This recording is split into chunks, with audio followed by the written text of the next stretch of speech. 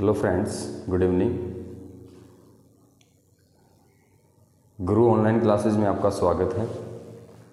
मैं सोनू यादव, गुरुकुल एकेडमी विराटनगर, जयपुर, राजस्थान से। मैं आज आपको टेंस के कुछ बेसिक पार्ट्स बताने वाला हूँ इंग्लिश के अंदर। सबसे पहले सभी को मेरा गुड इवनिंग, राम राम, सत श्री अकाल, अस्सलाम वालेकुम। जो टेंस है उसका जो बेसिक होता है, बेसिक कहाँ से स्टार्ट करें, कैसे करें। टेंस हम सीधा सीधा जो 12th लेवल तक पढ़ते हैं, हम 10th लेवल तक पढ़ते हैं, उस तरीके से टेंस हम बिल्कुल नहीं पढ़ेंगे। सबसे पहले मेरा मोटिवेट रहेगा सैनिक, मिलिट्री और नवोदय वाले बच्चों के लिए कि वो बच्चे जब कोई भी एंट्रेंस एग्ज़ाम देते हैं, सैनिक का दे या मिलिट्री का दे, तो उनके लिए एक बहुत बड़ा इश्यू बन जाता है इंग्लिश सब्जेक्ट।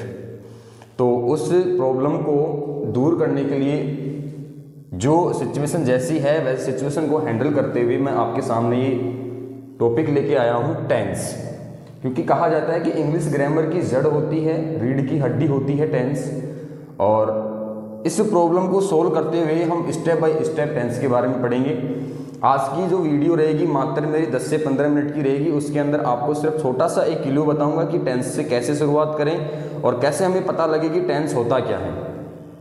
सबसे पहले मैं बात कर रहा हूँ यहाँ बेसिक ऑफ टेंस। टेंस का जो बेसिक होता है वो बेसिक क्या है, किस तरीके से इसको देखें हम। सबसे पहले ध्यान से देखना कि जो टेंस है वो क्या है, टाइमलाइन है। सभी बच्चों ने आज तक पढ़ा होगा कि टेंस का मीन्स क्या होता है। ये जो वर्ड है टेंस, इसका मीन्स सभी बच्चों ने आज तक पढ़ा होगा। हिंदी में बोलते होंगे काल। और आज मैं जो बोलूँगा, कभी भी किसी भी वर्ड का हिंदी मत बोलना, उसका मीन्स निकालने की कोशिश करना। हिंदी हम किसी भी सेंटेंस के निकाल लेते हैं बट उसका मीन्स हम पता नहीं लगा पाते हैं कि उसका मीन्स होता क्या है। तो आपको सिर्फ यहाँ पर ये देखना है कि टेंस का मीन्स क्या होता है। सबसे पहले मैं यहाँ पर लिख दूँ, टेंस का मीन्स होता है टाइम, और टाइम को हिंदी में बोलते हैं समय। तो हम आज के बाद टेंस को काल नहीं बोलेंगे, हम क्या बोलेंगे, टाइम। टेंस क्या है, टाइम है। तो हम टाइम के अकॉर्डिंग देखते हुए चलेंगे। यहाँ सबसे पहले मैं बात करूँ कि टेंस क्या है, एक टाइम लाइन है। और टाइम लाइन की बात करूँ, इसे हिंदी में बोलते हैं समय रेखा। क्या बोलते हैं, समय रेखा। कि टाइम लाइन है, ये समय रेखा है, इसको हम कैसे डिफाइन करें, कैसे पता लगाएं कि वास्तव में जो टेंस होता है वो टाइम लाइन कैसे होती है। तो सबसे पहले मैंने एक छोटा सा यहाँ पर स्ट्रक्चर बना रखा है कि जो प्रेजेंट का ही बीता हुआ जो टाइम होता है, प्रेजेंट यानी वर्तमान, जो इस समय जो चल रहा है उसका बीता हुआ टाइम ही क्या कहलाता है, पास्ट कहलाता है। और प्रेजेंट का ही क्या होता है, फ्यूचर होता है। मैंने यहाँ पर बाईलैंग्वेज में लिख भी रखा है कि प्रेजेंट का बीता हुआ ही पास्ट होता है और प्रेजेंट से आने वाला समय ही क्या होता है, फ्यूचर होता है। बट फ्यूचर कोई टेंस नहीं होता है, ये अपने माइंड में बिठा लेना कि फ्यूचर कभी भी टेंस नहीं होता है। फ्यूचर एक इमेजिनेशन पार्ट होता है, जिसे हम बोलते हैं काल्पनिक भाग होता है। क्या होता है, इमेजिनेशन पार्ट होता है। इसको सिर्फ हम इमेज कर सकते हैं, किसी भी आने वाली एक्शन को या फिर किसी भी आने वाले काम को या किसी भी के बारे में सोच रहे हैं, वो जो भी आने वाला समय है उसको सिर्फ हम इमेज कर सकते हैं। उसके बारे में हम परफेक्टली नहीं बोल सकते कि वो टाइम ऐसा होगा। किसी भी एक्शन के बारे में बोलेंगे तो उसको हम परफेक्टली नहीं बोल सकते। इसका मतलब क्या हुआ कि वो क्या है, एक इमेजिनेशन पार्ट है। स्टेप नंबर हमारी 2 है एक्शन। एक्शन के बारे में बात करेंगे। एक्शन क्या है, आज से पहले आपने देखा होगा, सीधा सीधा आपने सेंटेंस लिखा होगा। मैं आपके सामने यहां पर एक छोटा सा सेंटेंस लिखा हूं कि Rahul is doing his work. एक सेंटेंस लिखा है आपने कि Rahul is doing his work, कि राहुल अपना काम या उसका काम कर रहा है। तो आपने इसके अंदर एक्शन देखी कि एक्शन क्या है, उसका काम करना। एक्शन क्या है, उसका काम करना। अब हमें यह देखना है कि जो उसका एक्शन है वो एक्शन किस टाइम पर है, कौन से टाइम पर है, उस टाइम के अकॉर्डिंग हम बात करेंगे। तो यहां पर सबसे पहले आपको देखना होगा इज है और डूइंग है। एक हेल्पिंग वर्ब है, एक मैन वर्ब है। अभी मैं इसके बारे में आपको बिल्कुल भी नहीं बताऊंगा, इस सेंटेंस के बारे में बिल्कुल भी नहीं बताऊंगा। इसमें आपको एक्शन अगर यदि दिखाई दे रही है तो समझने वाले बच्चे एक छोटा सा पॉइंट समझ गए होंगे। बट मैं आपको यहाँ पर इसके बारे में कुछ नहीं बता रहा, सिर्फ एक सेंटेंस लिखा है कि इसके अंदर एक्शन है क्या आपकी। यहाँ पर लिखा हुआ है Rahul is doing his work. यहाँ पर एक छोटा सा सेंटेंस लिखा है मैंने, इसी के बारे में बताते हुए मैं स्टेप नंबर 2 मैंने लिखी है एक्शन। कि ये एक्शन क्या है, सबसे पहले मैं आपको बता दूं, एक छोटा सा सेंटेंस बोल दूं कि time is very important from action. What is action, action के बारे में अब बताऊंगा कि एक्शन क्या है। मैंने एक छोटा सा सेंटेंस क्या बोला कि time is very important from action, कि एक्शन से ज्यादा इंपॉर्टेंट क्या है, टाइम है। हमें सिर्फ किसके बारे में बात करना है, टाइम के बारे में बात करना है कि टाइम है क्या। तो देखिए यहां से आपको कुछ नहीं देखना है, सबसे पहले एक्शन देखनी है। मैंने यहां पर लिखा है टाइप्स ऑफ एक्शन, कि एक्शन के टाइप्स कितने होते हैं। मैं बात करूंगा एक्शन के 4 टाइप्स होते हैं। कितने टाइप्स होते हैं, 4 टाइप्स होते हैं। सबसे पहले मैं बात कर रहा हूं कॉन्टिन्यूअस प्रोसेस। किसकी बात कर रहा हूं, कॉन्टिन्यूअस प्रोसेस। आपने सभी बच्चों ने एक चीज पढ़ी होगी कि कॉन्टिन्यूअस टेंस क्या होता है। सभी ने मालूम है कि कोई भी काम होता है वो कंटिन्यूटी में होता है, उसे हम कॉन्टिन्यूअस बोलते हैं। और मैंने इसको एक अलग लैंग्वेज में लिखी है, क्या लिखी है कि कॉन्टिन्यूअस प्रोसेस क्या बोला जाता है, ऑन गोइंग प्रोसेस।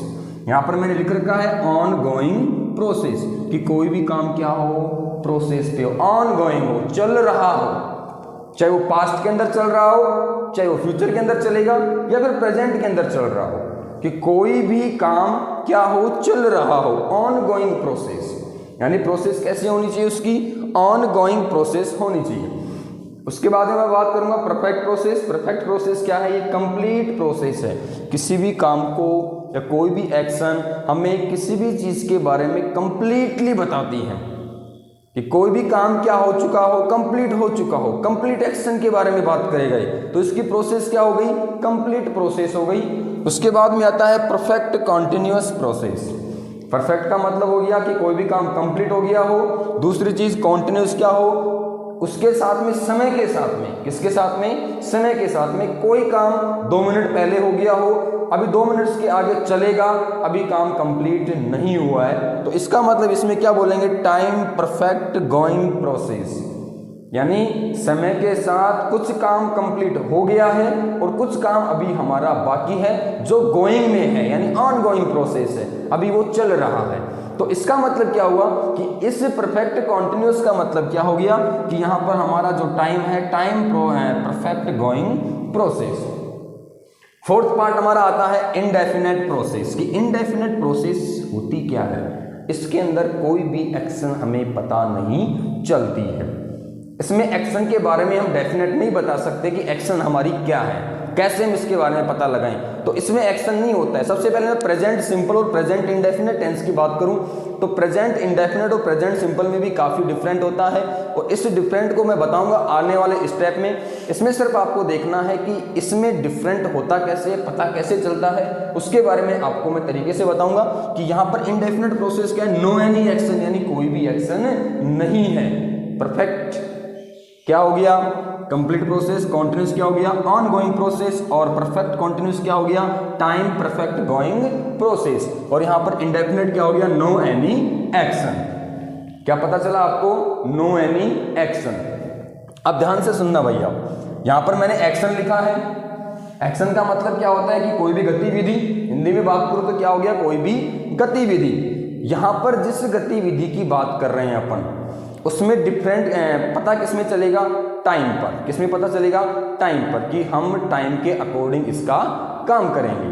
अच्छा जी, यहां पर डिपेंड किस पर रहेगा, जो हमारे आने वाली स्टेप नंबर, जो हमारी आने वाली स्टेप नंबर 3 रहेगी, उसमें मैं आपको वर्ब से लेके चलूंगा, कि वर्ब से पता चलेगा कि हमारा जो टाइम है, हमारा जो टाइम है वो वर्ब के अकॉर्डिंग चलेगा, कि वर्ब एक्शन भी बताती है, वर्ब टाइम भी बताती है। लेकिन कौन सी वर्ब कौन सा टाइम बताती है और कौन सी वर्ब कौन सी एक्शन बताती है, इसके बारे में हम नेक्स्ट वीडियो में और नेक्स्ट स्टेप में बात करेंगे। एक छोटा सा टॉपिक आपके सामने लेके आया हूं। अगर मेरी ये वीडियो आपको अच्छी लगे तो प्लीज़ इस वीडियो को लाइक करें, शेयर करें और सब्सक्राइब करें, और मेरे इस YouTube चैनल को कंटिन्यूटी में आप इसको फॉलो करते रहें। आने वाले जितने भी टॉपिक्स होंगे आपको 1 बाय 1 एक छोटे छोटे बेसिक नॉलेज से आपको लेके चलूंगा, और जो टेंस है इसका जितना बेसिक है उतना बेसिक मैं आपको बताऊंगा।